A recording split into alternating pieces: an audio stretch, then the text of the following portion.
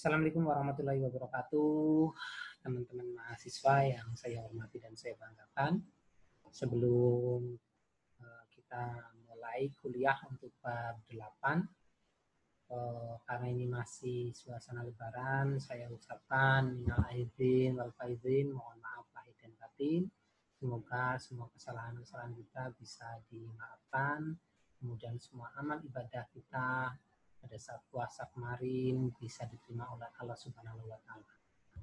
Oke, teman-teman mahasiswa yang saya hormati dan saya banggakan, kita lanjutkan untuk membahas materi pendidikan kewarganegaraan bab 8.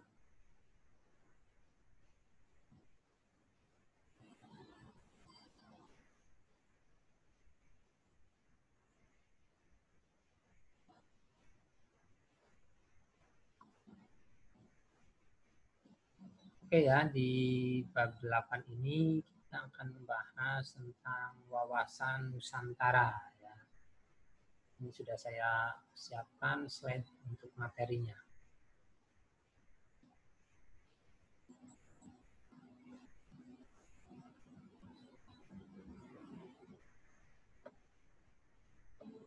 Oke, di bab 8 ini kita akan mempelajari bagaimana dinamika historis dan urgensi wawasan Nusantara sebagai konsepsi dan pandangan kolektif kebangsaan Indonesia dalam konteks pergaulan dunia. Jadi, wawasan Nusantara ya, merupakan wawasan nasional atau bisa dikatakan sebagai national outlook ya, bangsa Indonesia yang selanjutnya dapat disingkat sebagai Wasantara. Ya. Jadi wawasan nasional merupakan cara pandang bangsa terhadap diri dan lingkungan tempat hidup bangsa yang bersangkutan. Cara bangsa memandang diri dan lingkungannya tersebut sangat mempengaruhi keberlangsungan dan keberhasilan bangsa itu menuju tujuannya. Jadi bagi bangsa Indonesia, wawasan Nusantara telah menjadi cara pandang sekaligus konsepsi berbangsa dan bernegara. Ia menjadi landasan visional bangsa Indonesia. Konsepsi wawasan Nusantara sejak dicetuskan melalui Deklarasi Juanda tahun 1957 ini sampai sekarang mengalami dinamika yang terus tumbuh dalam praktek kehidupan bernegara. Jadi wawasan Nusantara itu semenjak dicetuskan itu selalu mengalami perkembangan-perkembangan sesuai dengan situasi dan kondisi di masa-masa sekarang ini.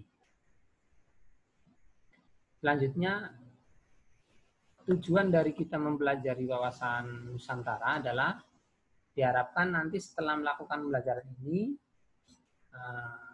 kalian sebagai calon sarjana dan profesional diharapkan mampu terbuka dan tanggap terhadap dinamika historis dan urgensi masa depan wawasan Nusantara sebagai konsepsi dan pandangan kolektif berkebangsaan dan berkenegaraan Indonesia dalam konteks pergaulan dunia.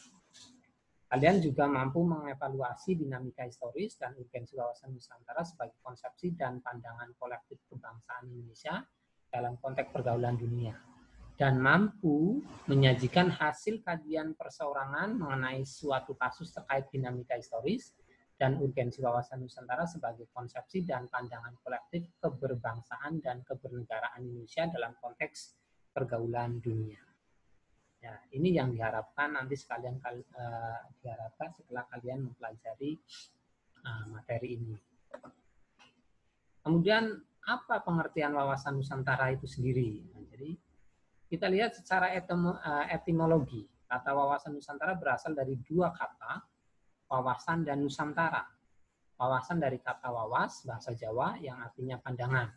Sementara kata Nusantara merupakan gabungan kata Nusa yang artinya pulau dan antara. Kata Nusa dalam bahasa Sanskerta berarti pulau atau kepulauan. Sedangkan dalam bahasa Latin, kata Nusa berasal dari kata nesos, yang dapat berarti semenanjung, bahkan suatu bangsa.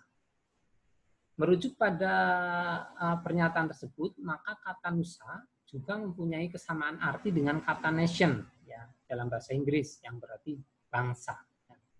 Dari sini bisa ditafsirkan bahwa kata nusa dapat memiliki dua arti, yaitu kepulauan dan bangsa. Kemudian kata kedua yaitu antara, memiliki padanan dalam bahasa Latin in dan terra, yang berarti antara atau dalam suatu kelompok. Antara juga mempunyai makna yang sama dengan kata inter dalam bahasa Inggris yang berarti antar, antara, dan relasi.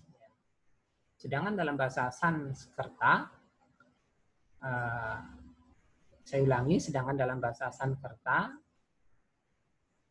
kata antara dapat diartikan sebagai laut, seberang, atau luar. Bisa ditafsirkan bahwa kata antara mempunyai makna antar atau antara, relasi, seberang, atau laut. Dari penjabaran di atas, penggabungan kata nusa dan antara menjadi kata Nusantara. Dapat diartikan sebagai kepulauan yang di antara laut atau bangsa-bangsa yang dihubungkan oleh laut. Itu seperti itu. Selanjutnya, kita lihat wawasan Nusantara secara historis. Jadi kata Nusantara sendiri secara historis bermula dari bunyi Sumpah Palapa dari Pati Gajah Mada yang diucapkan dalam upacara pengangkatannya sebagai Mahapatih di Kerajaan Majapahit tahun 1336 Masehi. Tertulis di dalam kitab Pararaton yang bunyinya adalah sebagai berikut. Jadi bunyi Sumpah Pati Gajah Mada adalah sebagai berikut. Sira Gajah Mada Patih amang hubungi tan ayun amuktia palapa. Sira Gajah Mada lamun huwus kalah Nusantara isun amukti palapa. Lamun kalah ring gurun, ring seran Tanjung Pura, ring haru, ring pahang, dompo, ring Bali, Sunda, Palembang, tumasik samana isun amukti palapa. Artinya, Gajah Mada, Patih amang hubungi, tidak ingin melepaskan kuasa. Ia Gajah Mada, jika telah mengalahkan Nusantara, ya, baru akan melepaskan kuasa. Jika mengalahkan Gurun, Seran, Tanjung Pura, Haru, Pahang, Dompo, Bali, Sunda, Palembang, Tumasik, demikianlah dia baru akan melepaskan kuasa. Itu Sumpah Pati Gajah Mada. Kemudian kita lihat wawasan Nusantara secara terminologi.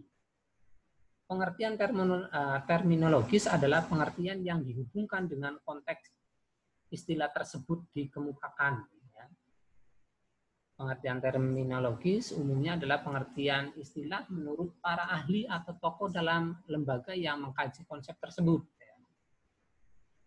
Berdasarkan pengertian terminologis, wawasan Nusantara merupakan pandangan bangsa Indonesia terhadap lingkungan tempat berada, termasuk diri bangsa Indonesia itu sendiri.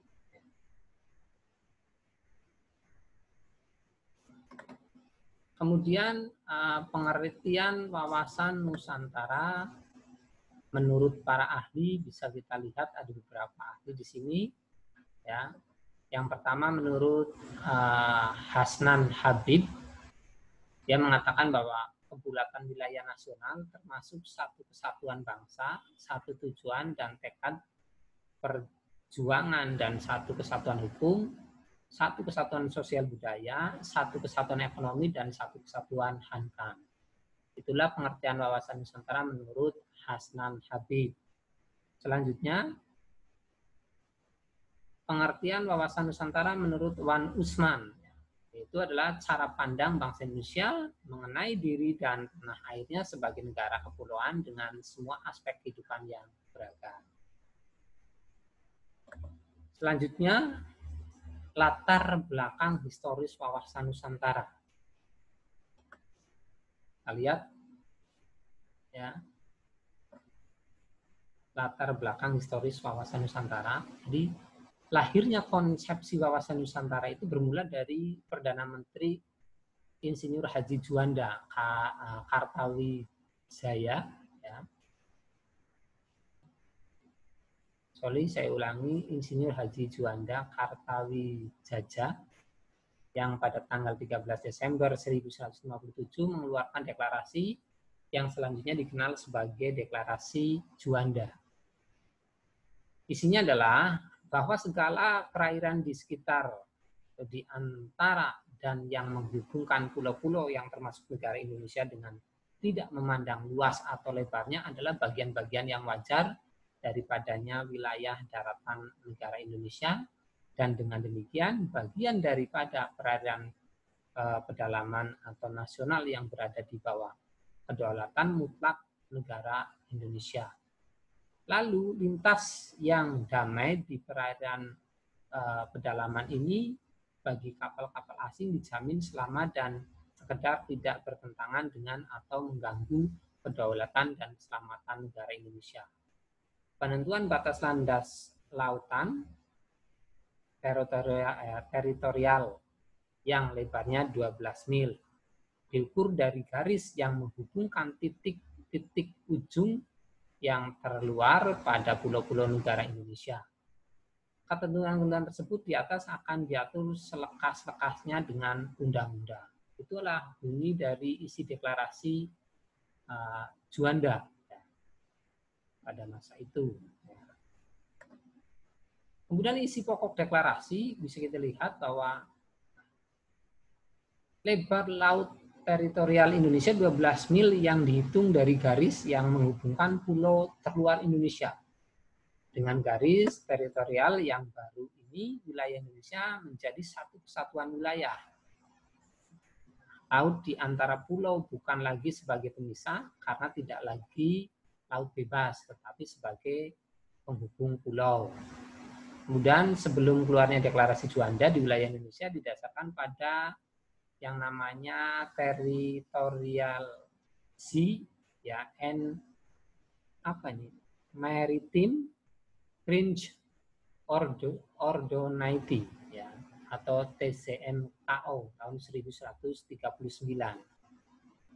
atau dikenal dengan Ordonansi 1939, sebuah peraturan buatan pemerintah Hindia Belanda yang isinya adalah sebagai berikut.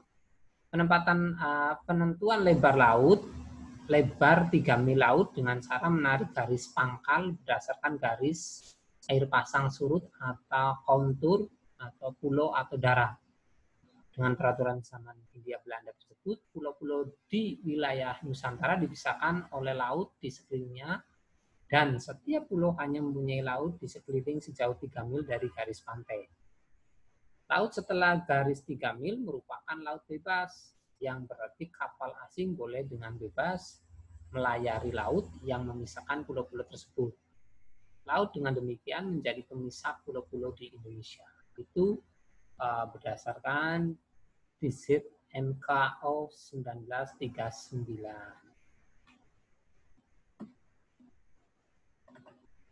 Nah, ini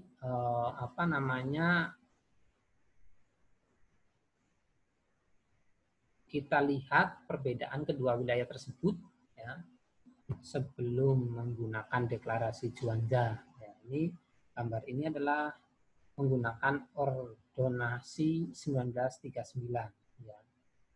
Jadi laut-laut Indonesia itu memisahkan antara pulau satu dengan pulau yang lain.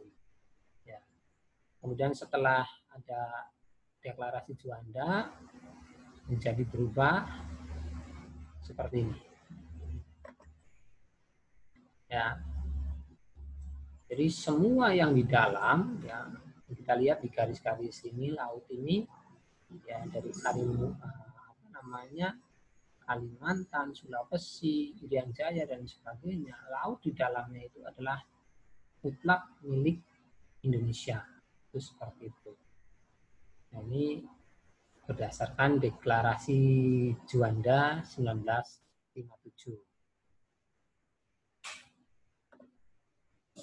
Kemudian perjuangan konsepsi wawasan Nusantara secara internasional juga terus dilakukan oleh bangsa Indonesia pada kala itu.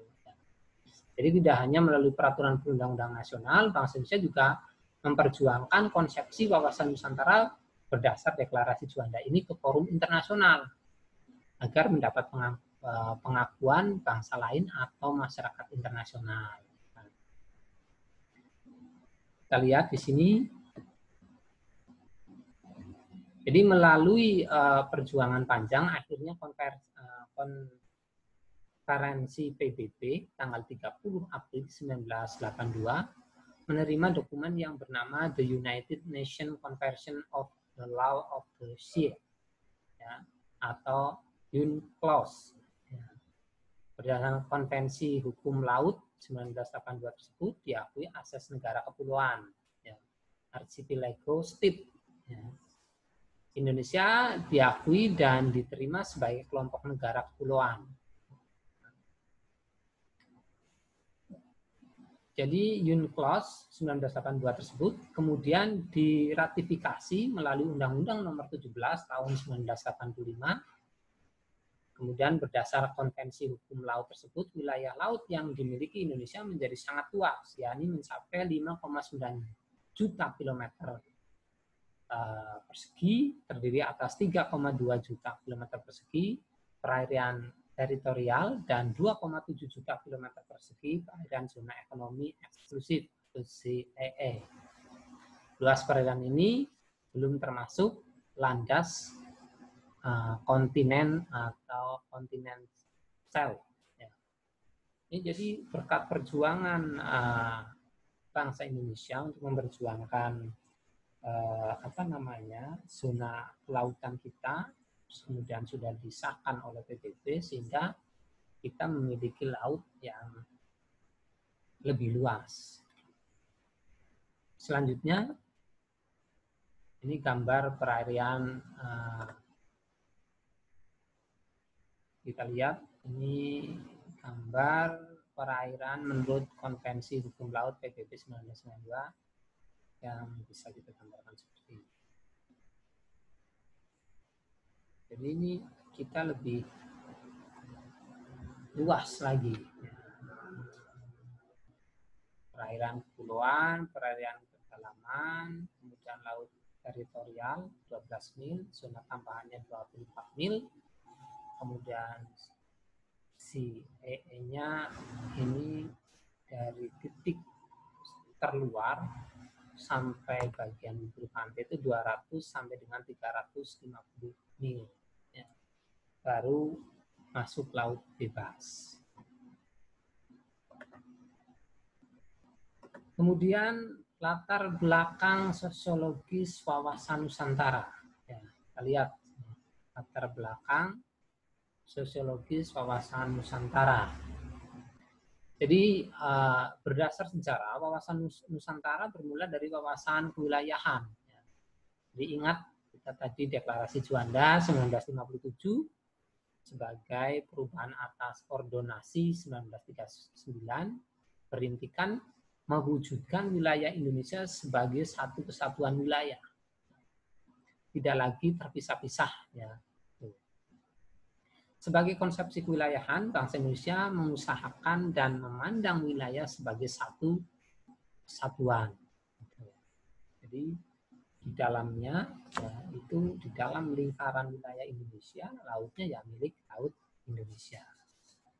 Namun seiring tuntutan dan perkembangan, konsepsi wawasan Nusantara mencakup pandangan akan kesatuan politik, ekonomi, sosial, budaya, dan pertahanan keamanan, termasuk persatuan sebagai satu bangsa.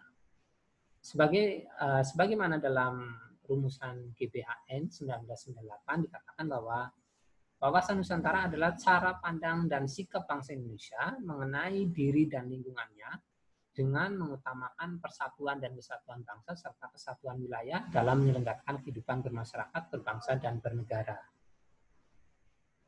Ini berarti lahirnya konsep wawasan Nusantara juga dilatar belakangi oleh kondisi sosiologis masyarakat Indonesia. Dan tahukah kalian bahwa bangsa Indonesia itu beragam dan terpecah-pecah sebelum merdeka. Bahkan antar bangsa Indonesia sendiri mudah bertikai dan diadu domba oleh Belanda melalui politik divide et impera. Itu dulu. Jadi Makanya sering terjadi perang saudara pada masa penjajahan karena diadu oleh penjajah. Kemudian latar belakang politis wawasan Nusantara. Kalau dari latar belakang sejarah dan kondisi sosiologis Indonesia sebagaimana telah dinyatakan di atas, sekarang kita dapat memahami betapa perlunya wawasan Nusantara bagi bangsa Indonesia. Selanjutnya secara politis ada kepentingan nasional bagaimana agar wilayah yang utuh dan bangsa yang bersatu ini dapat dikembangkan, dilestarikan, dan dipertahankan secara terus-menerus. Kepentingan nasional itu merupakan turunan lanjut dari cita-cita nasional, ya. Tujuan nasional maupun visi nasional. Lihat nih ya, cita-cita nasional bangsa Indonesia sebagaimana tertuang dalam pembukaan Undang-Undang Dasar 1945 alinea kedua. Itu adalah untuk mewujudkan negara Indonesia yang merdeka, bersatu, berdaulat, adil, dan makmur. Sedangkan tujuan nasional Indonesia sebagaimana tertuang dalam pembukaan Undang-Undang Dasar 1945 yaitu alinea keempat. Salah satunya adalah melindungi segenap bangsa Indonesia dan seluruh tumpah darah Indonesia. Visi nasional, ya, visi nasional Indonesia menurut ketetapan MPR nomor 7/MPR/2001 tentang visi Indonesia, masa depan adalah terwujudnya masyarakat Indonesia yang religius, manusiawi, bersatu, demokratis, adil, sejahtera, maju, mandiri, serta baik dan bersih dalam penyelenggaraan negara. Kemudian, wawasan Nusantara yang bermula dari Deklarasi Juanda tahun 1957 itu selanjutnya dijadikan konsepsi politik kenegaraan. Ya.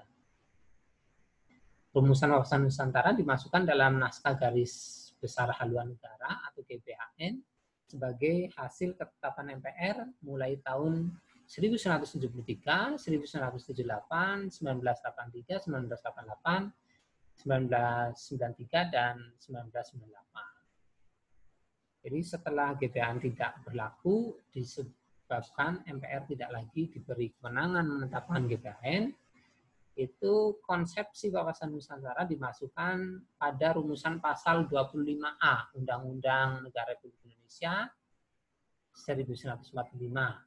Itu hasil perubahan keempat tahun 2002. Kemudian wawasan Nusantara pada dasarnya adalah pandangan geopolitik bangsa Indonesia. Jadi wawasan Nusantara itu pada dasarnya adalah pandangan geopolitik bangsa Indonesia. Itu geopolitik berasal dari bahasa Yunani, yaitu dari kata geo dan politik.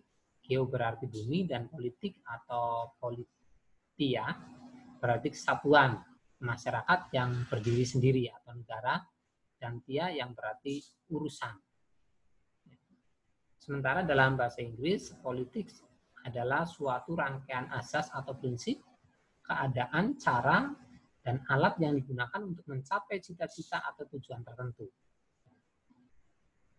Tindakan, cara, dan perilaku masyarakat dipengaruhi oleh kondisi geografis tempat masyarakat hidup. Ya. Dan selanjutnya geopolitik dipandang sebagai studi atau ilmu. Ya, itu seperti itu. Jadi, geopolitik secara tradisional didefinisikan sebagai studi tentang pengaruh faktor geografis pada tindakan politik. Geopolitik dimaknai sebagai ilmu penyelenggaraan negara yang setiap kebijakannya dikaitkan dengan masalah-masalah geografis, wilayah, atau tempat tinggal suatu bangsa. Jadi geopolitik adalah ilmu yang mempelajari hubungan antara faktor-faktor geografi, strategi, dan politik suatu negara. Seperti itu.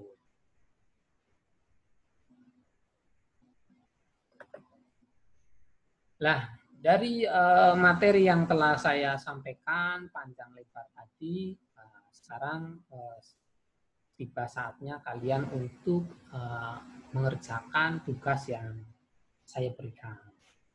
Tugasnya adalah begini, luas wilayah Indonesia tentu memberikan tantangan bagi bangsa Indonesia untuk mengelolanya. Hal ini dikarenakan luas wilayah memunculkan potensi ancaman dan sebaliknya memiliki potensi keunggulan dan kemanfaatan.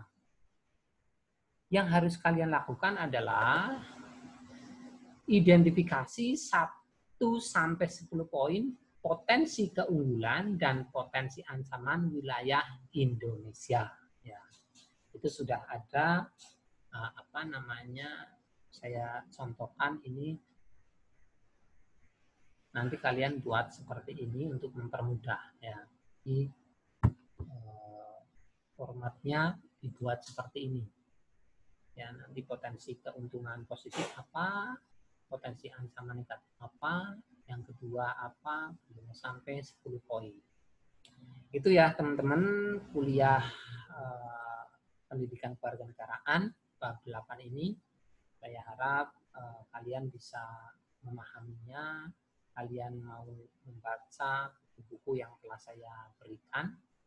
Ya, jadi sebetulnya materi ini sudah ada di file yang saya berikan ke kalian. Jadi nanti kalian bisa untuk lebih detail, jelasnya lagi, bisa kalian baca kembali. Oke, itu saja untuk materi bab 8 yang bisa saya sampaikan. Semoga yang sedikit ini bisa bermanfaat dan menambah wawasan. Saya akhiri. Terima kasih. Assalamualaikum warahmatullahi wabarakatuh.